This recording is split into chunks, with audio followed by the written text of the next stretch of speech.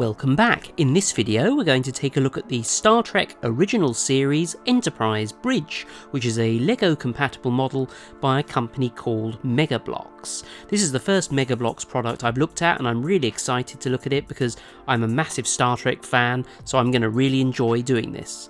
And as I said, this is the U.S.S. Enterprise Bridge from the original series, and this has got 594 pieces, which is a sort of medium-sized kit. I'm really excited to see how this Mega Bloks kit will compare with other alternative LEGO brands.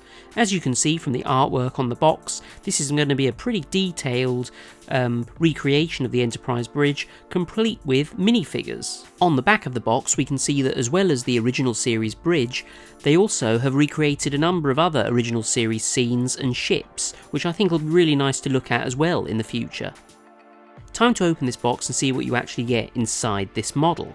So as usual, we've got loads of bags of bricks, and we're expecting very high quality here given that this isn't a counterfeit product, this is a professionally made product that's just compatible with LEGO bricks. You can see that the bricks themselves have Mega Bloks embossed on them in certain places but not on every stud. But some of the bricks do have Mega Bloks on the stud, just like LEGO has LEGO embossed on their studs. The brick quality looks pretty good overall, but we won't know until we put this together how well these bricks actually fit together. Lots of Star Trek Original Series coloured bricks, red, black and grey, and a lot of variety in shapes and some unusual shapes that you wouldn't get in a real LEGO kit. So I'm really excited actually to see how this model goes together. I'm particularly excited to see the minifigures because they are completely different to actual LEGO minifigures. Let's take a quick look at the instructions. The instructions are nicely printed, they look more like a Star Trek magazine than an instruction manual actually. There's an inventory in the front which is always useful to make sure that you've got the right number of bricks in the kit. There are a few pictures of the minifigures and the actual real characters from Star Trek, and then we delve into the instructions themselves, which I have to say are very beautifully printed and detailed, a lot more detailed actually than real LEGO instructions would be. I particularly like that they've used the Star Trek insignia to number the instructions. And in the back of the instruction booklet it shows a few more models that weren't listed on the back of the box, namely this original Enterprise model, which I'm absolutely desperate to get my hands on now.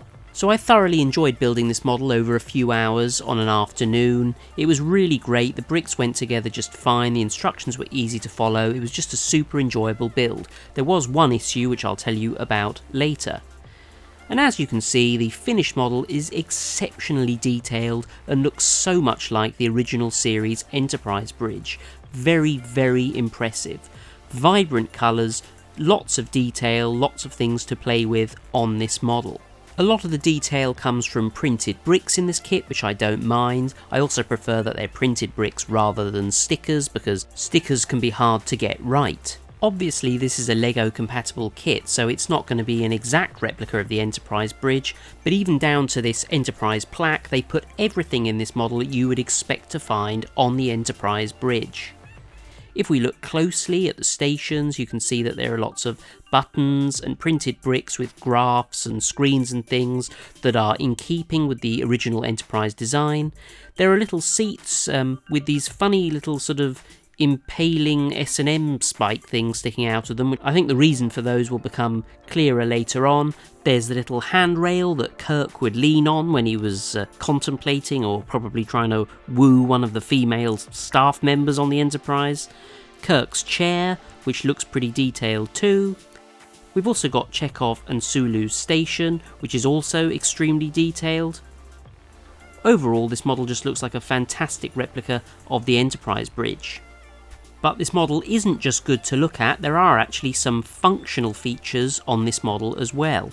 Looking at the back of the model you can see some interesting looking doors here into the bridge, and actually above the doors you have some little tiny levers which you can move backwards and forwards, and these actually open the doors on the bridge. And here we're revealing the first minifigure, which is Captain Kirk. And I think these are cool because they're nothing like real Lego minifigures, they're a bit more realistic, and they're also more articulated, so you can see that the arms move. They've got ball joints on the arms and ball joints on the legs. Also the head is a ball joint, so you can really put these figures in a lot of different poses. They also come with a little stand, and if you take them off the stand then they will actually just attach to normal Lego bricks. They've got the right little holes in the bottom of the feet. And now we come to what those spiky things on the chairs are for. Actually, these are to attach the minifigures to the chairs. So here we can impale Kirk on his chair so that he can't get up. There's also an Uhura minifigure. You can see that she's pretty detailed as well. She's got a little skirt and she's wearing underwear by the looks of it. There's also a Sulu minifigure, which doesn't look that realistic. But all in all, I like the fact that you can position these at their proper stations doing sort of realistic looking things. Here's Spock about to go to his station to do some sciencey stuff, and obviously together they make up the Enterprise bridge team. I'm not entirely sure why they didn't include Scotty or Chekhov, but maybe they come with different kits. I think a child or an adult, particularly a Star Trek fan, would really love to play with this. I know that I certainly do. You could reenact your favourite episodes or even invent new ones. There are also a couple of accessories that come with this kit as well. There's this, which I recognise from one of the original series episodes, but I'm not really sure what it is. But my absolute favourite actually are these little tiny accessories, the little phaser pistol, the tricorder. My favourite of all is the little communicator. I think the best view of this model is from the front, not the back view. But from this view you can see Chekhov and Sulu's console in more detail. Now there was actually a small problem with this kit. One of the bricks was actually warped and deformed, and I was warned about this online, so I have contacted Mega Bricks and I think they're going to send me a replacement brick for this, which is good of them. So I'm definitely going to try and get my hand on the Mega Bloks Enterprise kit because I think that'll be really fun to build. I will leave a link to this bridge model down below if you want to take a look at it for yourself on Amazon.com, and I'll see you next time for another unboxing and review.